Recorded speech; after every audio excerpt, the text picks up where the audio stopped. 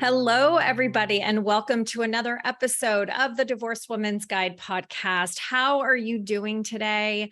As a reminder, don't forget to hit that subscribe button so that you don't miss a single episode because I release one every single week. And today's episode, I happen to be with Britt Baker. Hello, Britt. How are you? I'm good. How are you? I'm great. Thank you so much for being here today. I am really looking forward to having a conversation with you today about a topic that so many of my listeners and so many of my clients like hearing about, and yet they avoid it like the plague. And our conversation today has to do with finances. And specifically, what Britt and I are going to talk to you guys about today is really how taking care of your finances is a practice in love for the future version of you. And before we dive in, I want to share a little bit about you with our audience today. So Britt Williams Baker is a Harvard Business School graduate, an expert investor with 10 plus years of experience, and she's a money mindset coach. She co-founded Dow Janes to teach women how to take control of their finances with a step-by-step education and community of support. So Britt, thank you so much for being here. And I'm really looking forward to diving into this conversation with you. And just so our audience knows, what inspires you to do the work that you are currently doing today? Because I know that it's one that as women, we try to avoid. Yeah. I mean, as everyone, we try to avoid our finances. Yes. Yeah, it's a great question. What inspires me to do it? I mean, the biggest motivator that Lorianne and I have when we started Dow Janes was really wanting to give women more freedom and power and control in their own lives. So, be able to make any decision that they want without money being an obstacle. So whether that's, leaving a relationship or getting into a relationship, it's just total freedom to make the choices that they want to make in their lives without money being something that stops them. Yeah. And I know that especially for those of us who go through divorce, we feel paralyzed by money and our finances because all of a sudden we're being presented with the idea that half of our money is gone, or, for so many women as well, they have no clue what their financial footprint is. And I will admit, and my audience knows this, like that was me. I turned the other eye at a certain point in my marriage, and biggest mistake that I'll never make again. So let's start out by talking about, really what does taking care of your finances really mean? I mean, I feel like it really starts with a mindset, right? Being a money mindset coach. So let's start there. Absolutely. I'd say there's three main pieces of what it looks like to take control of your finances.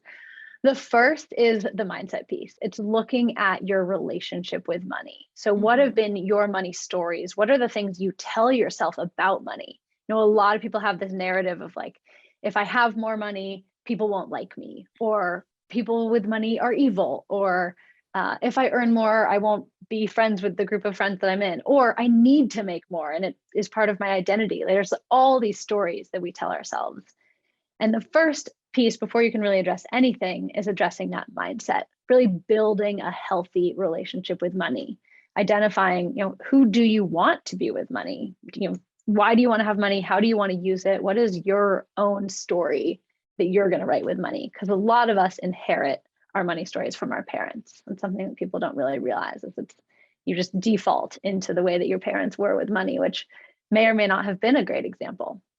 Yeah. So that's the first piece. Yeah. And I know that a lot of people confront that, right? And I think a lot of us don't even know about it until we're faced with something having to do with our finances, right? For those of us that have been through divorce, that was when I started understanding what my money story was that was passed down to me from my family. And it became so subconscious, right? So, part of this too is really shining a light on what your mental relationship is to money, because until you recognize and you face it and you really, you confront it and you shift it, you're going to stay stuck in that place where you're not necessarily making the best decisions for your future self, right?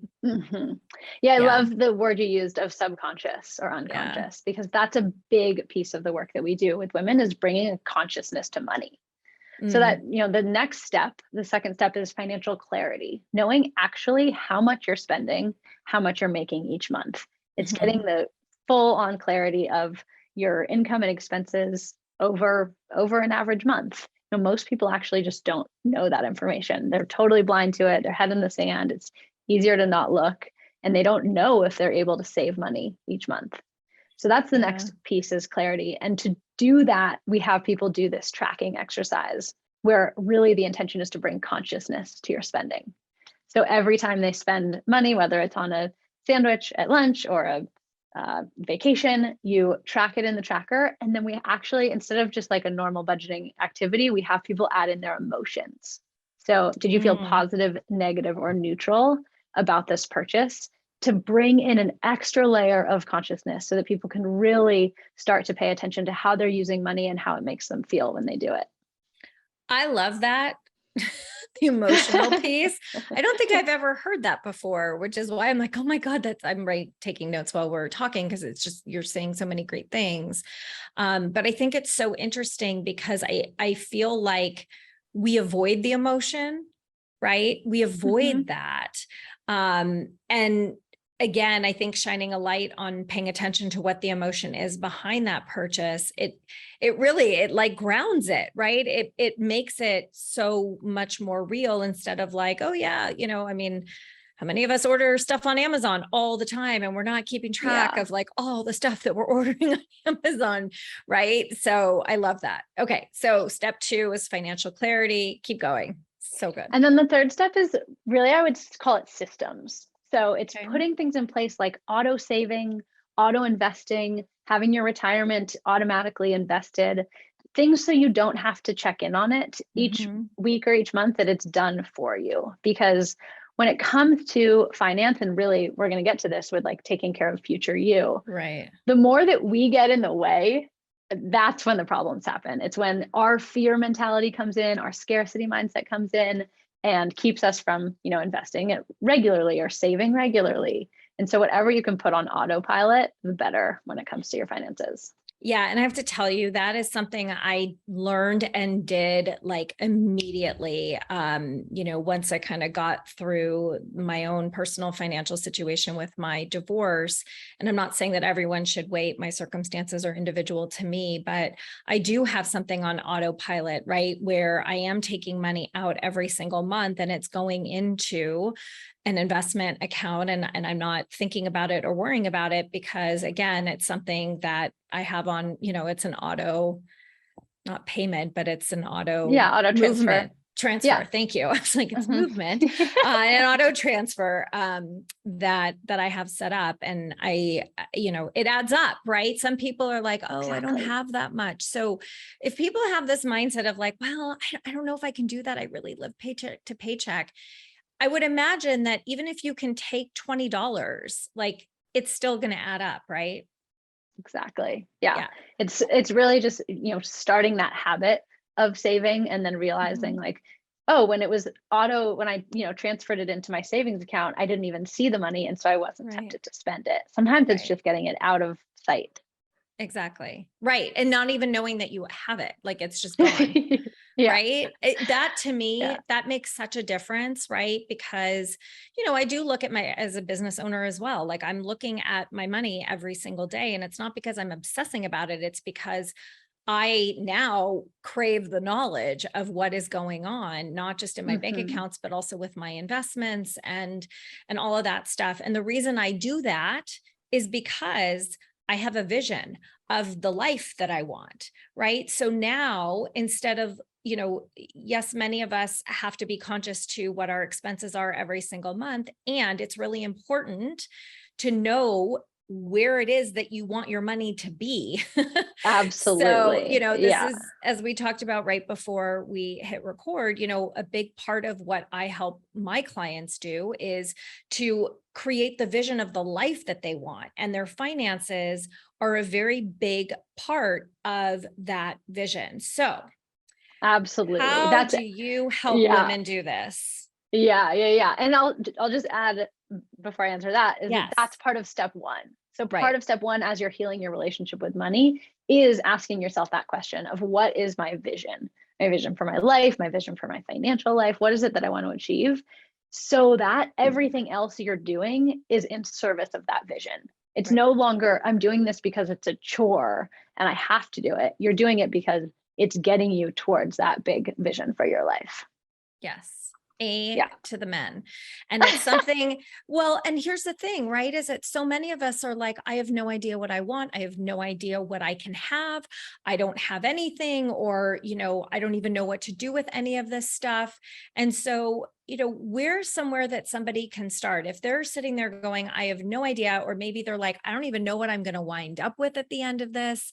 How is it that they can start thinking about that roadmap and really feel empowered along their journey? Yeah.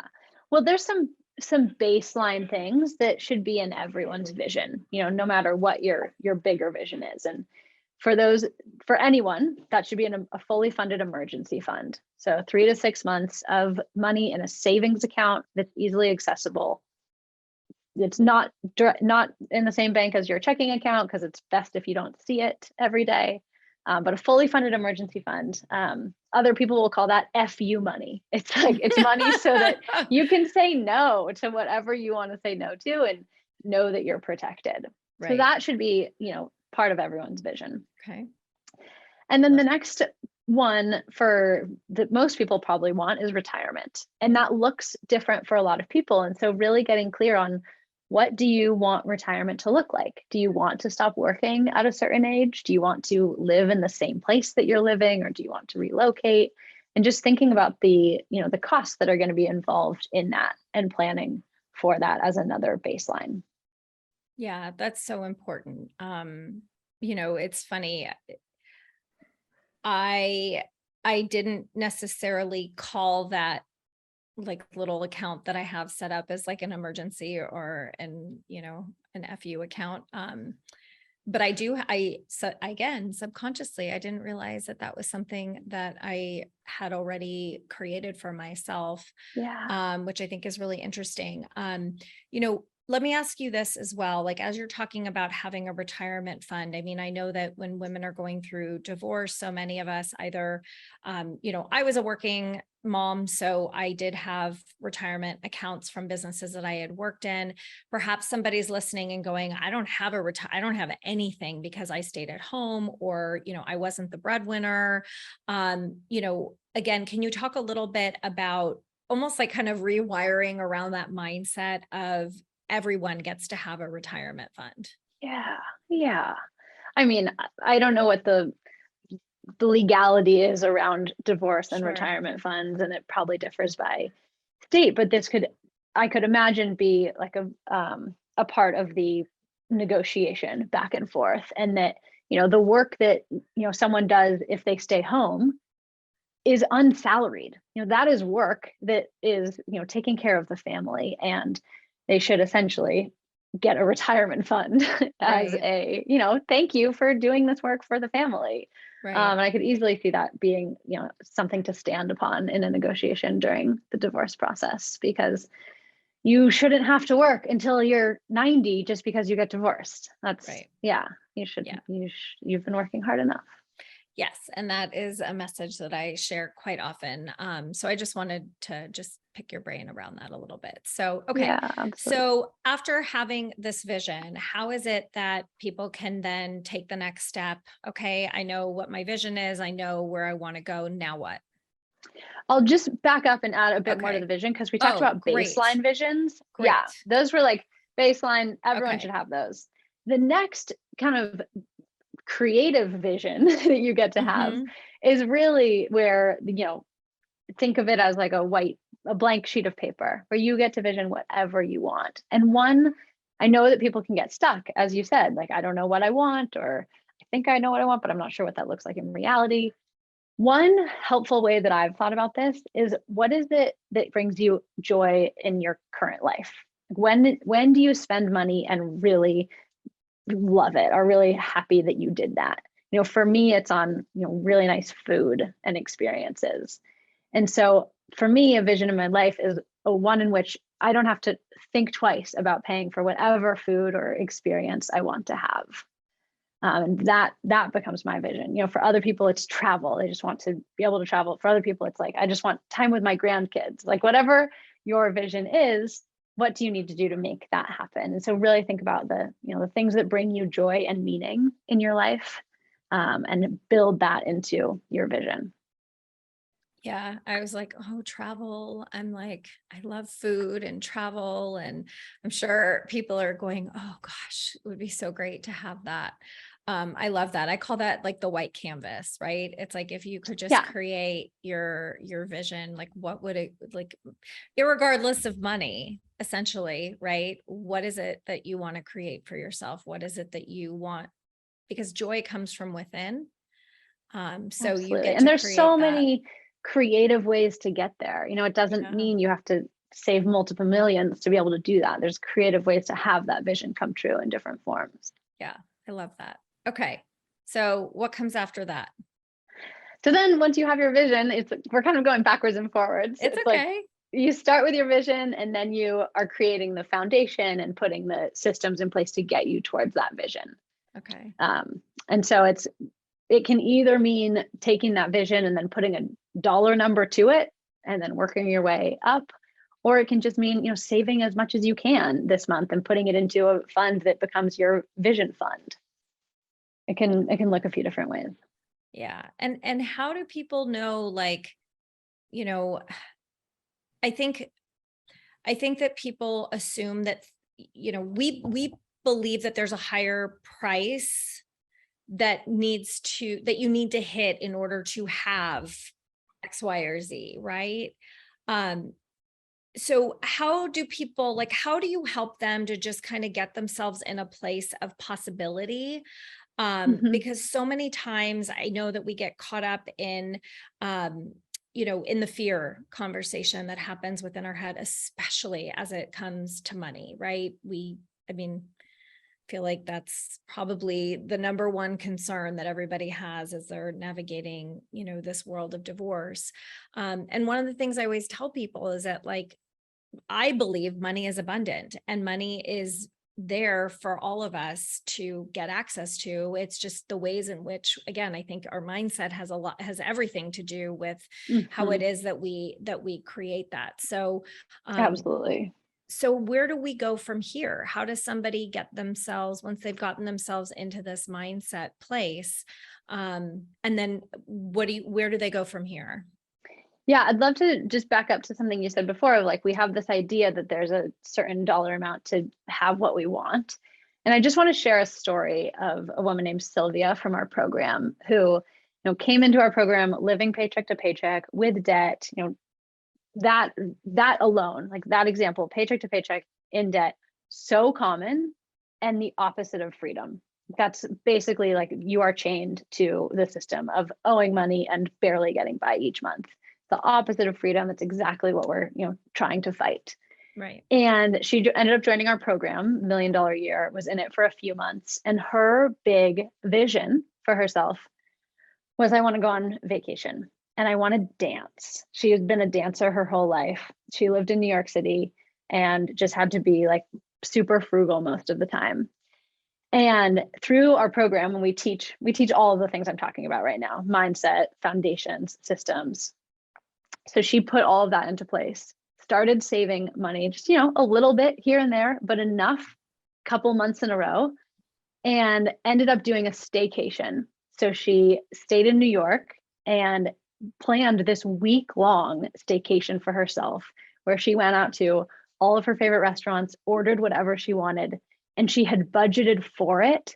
And so she did it with a stress-free attitude, not like, oh, this is the like nagging, depressing, this is getting me into debt, so I can't enjoy this cocktail that I'm having, but total confidence and freedom that she had saved for it, made it happen, went out dancing, went to a show, like had the full New York City experience that she made happen for herself. Also wasn't relying on anyone else to make that vision and dream for herself come true. Oh my God, what power. Well, and what I also love is that it's almost like, we think vacation has to be like international and Greece, 5-star yeah. hotels and, cocktails by the pool and, versus, oh my God, she did a staycation. How brilliant is that? And she's still, right? I love that you talk about the emotion piece of this, right? It's like, how do you achieve, the joy or that emotion that you're craving, that you're looking for, because it doesn't have to come with a cost, right? Like it's a whole self-care thing, right? And I know that was one of the other things that Totally. you had mentioned was something we could talk about too, but like, it's that self-care element, right? Where it's like, we think it has to look a certain way, but it actually gets to look, there's so many different ways that it gets to look as long as So you're many living different into ways. that emotion, right? Exactly. Yeah. It's a beautiful example. I love that example, and keep going. Sorry. Yeah. So Speaking of good. self-care, yeah, I mean, one of the ways, just making it even more granular, one of the ways that Sylvia got there, and a piece that we teach in the $1 Million Year, is called the weekly money ritual. So similar to how you said, I look at my bank accounts every day and I look at my investments. We would say, don't look at your investments every day. It's a sure way to go Right crazy. now, it's not a good idea. It's very sad. Never a good idea. But instead, we have what we call the weekly money ritual. And it's a way of really switching from money feeling like a chore or something that causes anxiety or just, heavy activity, to this light, pleasurable, enjoyable moment of you taking care of you.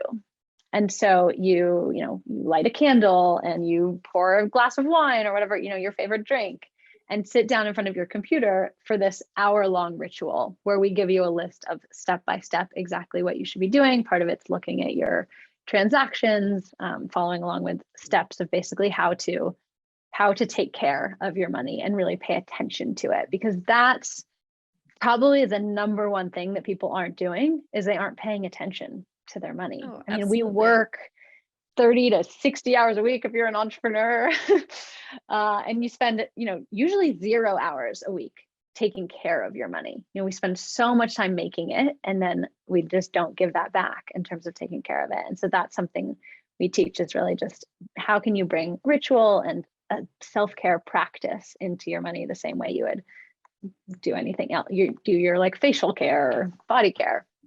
Yeah. And I have never heard somebody merge together the word money and self-care ever. Right. I love that, because I think that, as we talked about at the top of the show, is that creating that self-care practice as it relates to money, that's part of the healing process, right? That heals your relationship to money, right? Talk about that a little bit, if you don't mind going into that a smidge more. Yeah. So your relationship to money, you can think of your relationship to money as you would your relationship to any other person in your life. And so if you think about, your best friend or your partner or your, parents or children, those relationships need tending, and you need to give them time and attention. And your relationship with money is just like any of those. It needs tending, it needs taking care of.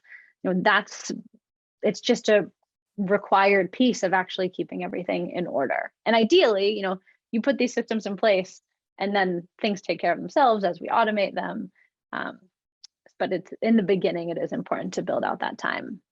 Yeah. You got to build the system so that the system starts working for you. And then it just becomes, like you said, a ritual, right? It just becomes habitual, and, it just makes Oh my life gosh, so much people easier. love their money ritual. I do mine on Tuesday afternoons. It's something I really look forward to. It's like a time where I feel, like we talked about before, you're taking care of future you. It's like you're building confidence too, and doing it yourself and knowing what's going on in your world. It's not something you need to, have shame about because you don't actually know what's happening in your financial world.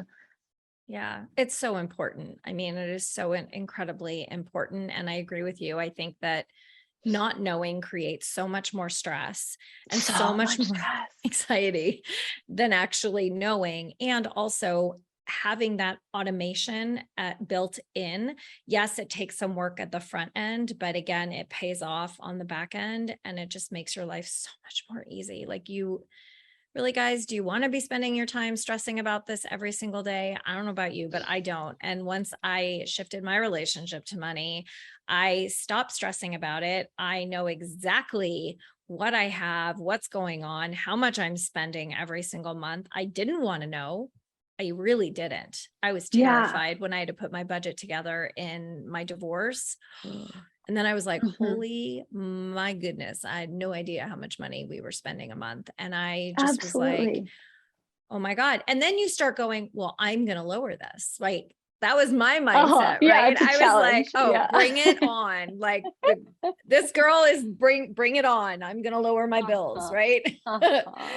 So, Absolutely. no, I I just love want to this. underline that piece you just said that was so Yes. brilliant is that, not knowing creates so much stress. And I know for a lot of people, they can't imagine looking at the truth because it's too scary of like, okay, what am I actually spending? Like how much credit card debt am I actually in? What is that number? And I will tell you that whether or not you realize it, that is nagging at you in the background and causing so much stress than just figuring it out. And we have this idea that we talk a lot about money facts versus money feelings. And there's shame that can come up when people have a certain amount of credit card debt, but it means nothing about you. It is just a number. And knowing the number is something that you should be proud of because that is the first step towards changing anything. It's getting that clarity. Yeah, that's interesting. I've money facts versus money feelings. And we judge ourselves, right? We're so mean. Much judgment. We're so mean to ourselves. Yeah. And especially when it comes to money, it's the worst. I think it's like the worst conversation that we have with ourselves. It is, especially because no one taught us this. It's not something that like you taught and then ignored. Like it actually wasn't something that you ever learned, likely. Your parents probably didn't teach you. You didn't learn it in school. So you were just fending for yourself as an adult. And then probably your partner took it over. And so you never had the chance to actually learn it on your own. And now is an opportunity to get to do it on your own and be proud of that. Yeah. And not to mention the fact that whatever it is that you want to create, you can and you will. And the only person standing in the way right now is you. And I love the program. I love the company that you have created. I find it so empowering for women because it's the one thing I hear everyone struggle with all the time. Britt, what is one last piece that you want to leave our audience with today as it relates to thinking about planning for their future life? Yeah, the last thing I'll say is that because of the way that investing works and compound interest works and these systems work, the sooner you get started, the sooner your money can start working for you. And so even if you're in your 50s or 60s and you feel like you're starting late and you think, it's too late for me, now is the time to start. It's not too late. Each day that goes by that you don't take care of this is adding more stress to your life than necessary. And you totally have the power to turn this around. Well, and costing you more money, I would imagine. Yes. Yes. Yeah. Exactly. Right? Oh my God. So good. You guys, Britt, how do people find you? And I know that you also have a free gift for our audience today. Yes, I do. So our business is called Dow Janes. You can find us at dowjanes.com or on Instagram at dow.janes. And today I have a free, the thing we talked about, actually, the weekly money ritual. So we have a checklist that we give away for free. And you can go to dowjanes.com. I think it's, we'll include the link in the show notes. Yeah, it's in the show notes. It's try.dowjanes.com/ritual. Just in case. Exactly. Yes. Yep. Perfect. So good. So you can download that and that gives you can start doing your own weekly money ritual step by step. And then if you're interested in more support and accountability and a community of people to do this with, we do have our program, the $1 Million Year, where we teach you all of the steps that we talked about today.